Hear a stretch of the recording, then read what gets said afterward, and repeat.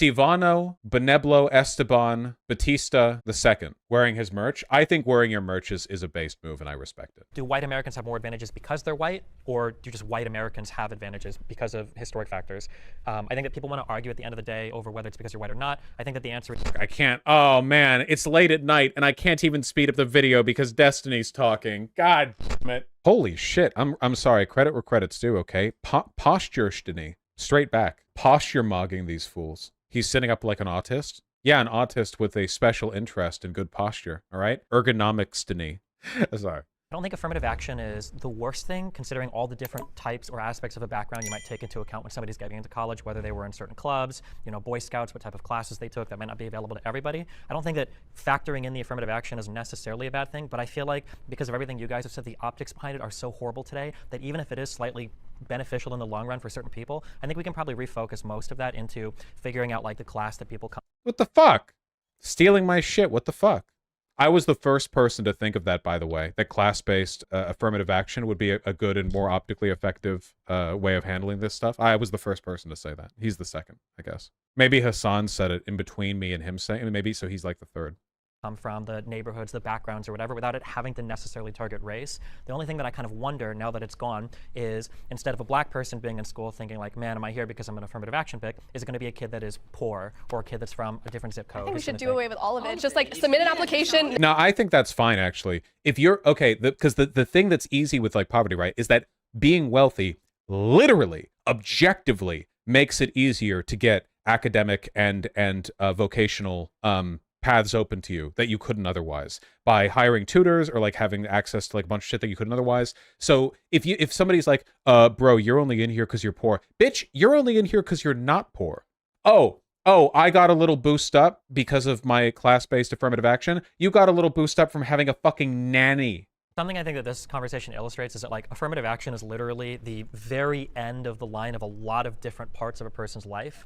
And by that point, trying to rectify all of the inequities that have existed, to try to remedy any of that at the very end with affirmative action, it might just be too broad a brush. And maybe we'd be better served focusing on the earlier issues than trying to throw a kid who maybe, you know, can barely read at a 6th grade level into a college to hope that that's the thing that fixes the problem at the end of the line. I don't think that's the average experience of a black person who benefits from affirmative action. It is generally better to do the work like earlier on, though. Yeah, for sure. I think the research shows that for every $1 that you put into, guys, what's the name of the government assistance program for like mothers and new babies? Is it WIC? For every $1 spent on WIC funding, the government saves $7. Because the outcomes of making sure that young mothers and babies are properly fed is so huge that it causes a bunch of positive downstream effects. Like, it's literally printing a money machine because, like, they're more likely to go to school and be economically productive. They're less likely to get arrested. Like, there's a million things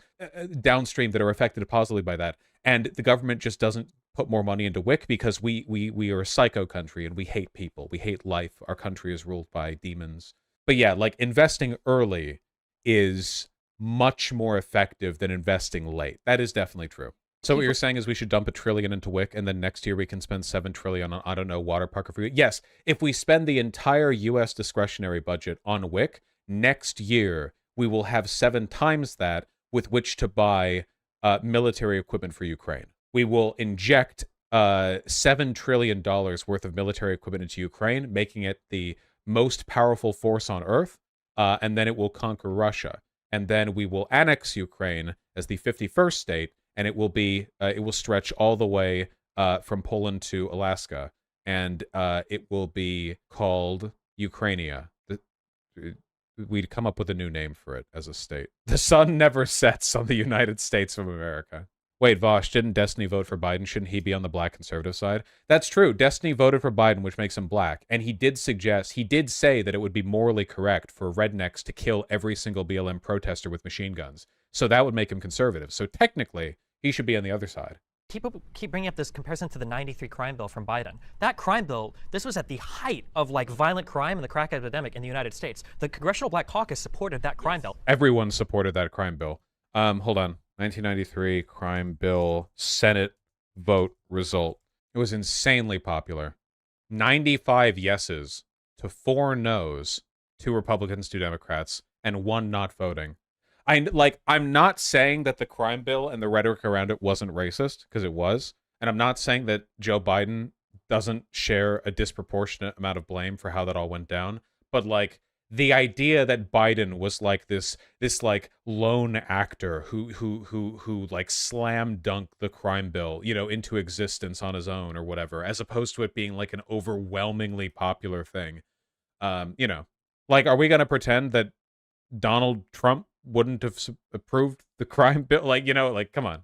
Everybody in the United States supported that crime bill. The idea that that crime bill was like some racist piece of legislation that Biden was just wheeling out because he hates black people, and that's somehow comparable to the Donald Trump's treatment of the Central Park Five that were already exonerated, that wasn't a victim of the media. The media said they were done. They were exonerated in court. They weren't there. As I understand it, the process. Dark Brandon with the wheelbarrow, with the big box with Sharpie written on it saying racist crime bill, wheeling it into the Senate. He's got his shades on. He's ready. The only path forward to solving illegal immigration starts with amnesty for everybody here. The reality is there's some 10 to 15 million illegal. True and actually based and sensible. It's the only way forward. We could spend $50 trillion tanking our economy and deporting every illegal, or we could have a better economy and make them citizens. Like, it's like choose, Western man. Bankrupt the country in your effort to make everything worse, or improve the country by making things better. Very difficult. Steven's in the default pose when you load the model in Blender.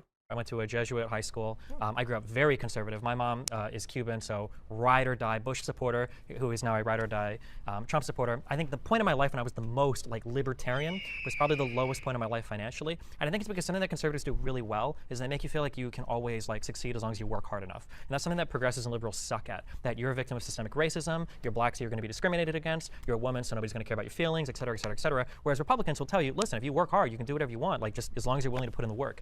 And I felt that's true, yeah. Aspirational messaging is definitely something that conservatives excel at. But delusional aspirational messaging, I remember this because I don't know if some of you guys have I don't know if you guys have heard this. I actually at some point in the past, you know, I may have caught a few of Steven's earlier streams, and I remember like way back in the day when he was still a carpet cleaner, he was doing this like experiencing what I vaguely remember to be working conditions comparable to that of a Victorian chimney sweep. I mean, he was really suffering. And, you know, it was proportional to the libertarian bullshit where it's like, okay, all I have to do is like lick a few more carpets clean and I will be able to afford one more ice cream cone, you know? That way up to the moment where I was losing my house, where I had an ex-girlfriend that was pregnant, where I had been fired from my previous job. There was a whole... Is this real or memeing? What I just said? What I just said is true, I think. I don't think he actually licked the carpets clean. I think they had a machine for that. Bunch of horrible stuff going on in my life, and I very, very luckily got into online content creation.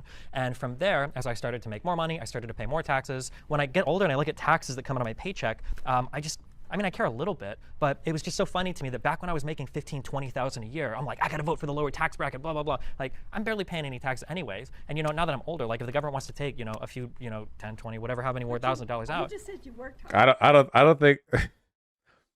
at the tax bracket he's in, I do not think that Destiny is paying $10,000 or $20,000 to the federal government every year, unless he's got a very good accountant. I did, but I got very, very, very lucky doing so. Very lucky. Do you think it's just luck? It's not just luck, but the difference is that born into a wealthier family, you can make so many more mistakes in life. And when you're born poor, you get like one or two before your life is over, and that's really sad to me. Yeah, so I used to... That's true. That's true. Yeah, it's like, how much can you recover from? Like, if your family is doing well enough that you can make a couple of fuck-ups when you're young and your family is kind of like a cushion, that's not the case for literally tens of millions of Americans. For tens of millions of Americans, if you fuck up, it's like, congratulations, welcome to eternal destitution. You will die here. Yeah, America's unique because we have bent over backwards for decades now, putting minorities in a position of privilege. That's so true. I completely agree. One time, I was eating beans out of a Tupperware in the theater, and when I spilled, because I moved my leg to get at water, and I spilled beans, and then there was this kid, it was this black kid in the rows behind me who yelled, "This white boy eating beans," and I don't think he could have said that in a society that was not privileging him. You know, I think that came from a place of privilege. completely screwed over, I would respect it. But right now, I don't deserve a payment for something my great-great-great-great-grandparents went through, and I don't think that white... It was not your great-great-great-great-grandparents. Your grandparents were second-class citizens at birth. Probably, I assume, in that ballpark. Every single one ad You're here as a hominem. conservative. So what policies do you support for homeless veterans? There's ways to address, I mean, Specifically. for homeless in general, That's a whole different conversation. yeah. Okay, let's say that we didn't find a middle ground in there. I think especially recently with a lot of riot stuff that's gone on or protest stuff that's gone on, people on the left tend to infantilize a lot of different types of protesters, and especially even talking to some of the other black content creators I do content with, when you hear a lot of progressives come out and say, well, they don't have a choice but to riot or break into the store, or, well, they're stealing, these electronics or shoes for good reasons, you just don't realize it. I think a lot of people kind of look both ways, and it's a little bit weird that there's such a complex on the left to excuse like every single possible negative behavior from somebody, as long as they're a skin color that you're kind of in charge of protecting. This is definitely a real thing, though I think the extent to which it's a thing is heavily overstated. But it's a real thing, yeah. I find that very offensive. Yeah. I find It's it really extremely. insane. I wouldn't want to agree with her on this, because this is one of those things where, like, if you acknowledge a small problem or a tendency from some groups on the left, and then over on their side, it's like Democratic plantation shit, where it's actually all left-leaning people. Everyone left of Reagan is actually like insanely patronizing to black people or whatever. I wouldn't want to give that impression. I think it's something of an issue, I guess the problem is, from my perspective, and this is probably the case for Destiny as well, the difference is that I guess I'm like emotionally stronger, so it hasn't affected me as much. But like, I deal with such a disproportionate amount of the the stereotype of the lefties that comes up. You know what I mean? Like the Professor Flower shit or whatever. I feel like half of the times that my content has been disingenuously framed or canceled, or people get mad at me or whatever, it's genuinely like people who hate white people. You know what I mean? Like, because like in my day-to-day life, walking around, talking to people, going down to the cafe to buy a drink, how many people do I meet who hate white people? Like, evidently, in terms of like experientially what I experience, none. Then I go online and there's like a microcosm of the online left that does, and they're obsessed with me, and it's like, fuck. But you have to remember that it's like super disproportionate. Of course, they hate me because I'm thriving and I'm moisturized, etc. But I wouldn't want to get, like, if I was talking to a conservative, you can say like, oh, there are some like that, but I don't think it's a big deal. I wouldn't want to overstate it.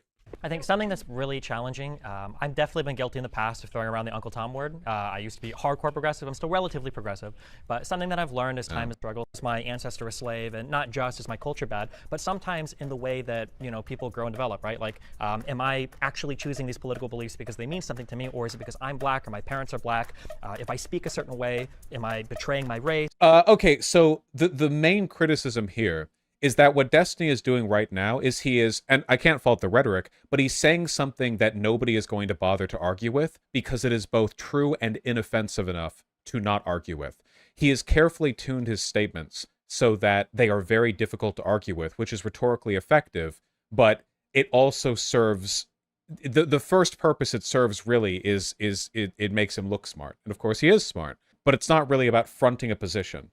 This is why I don't respect non-ideologues. I think that if people engage in sort of public political thinking, I think they have to have ideas they want to present, and they have to be committed to those ideas being put forward.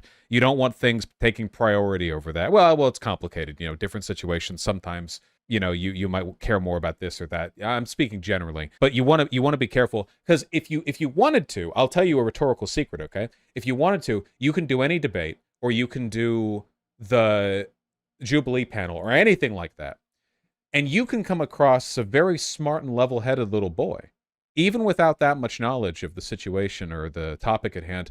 And you can do that by only speaking when you've got a certified, unimpeachable banger.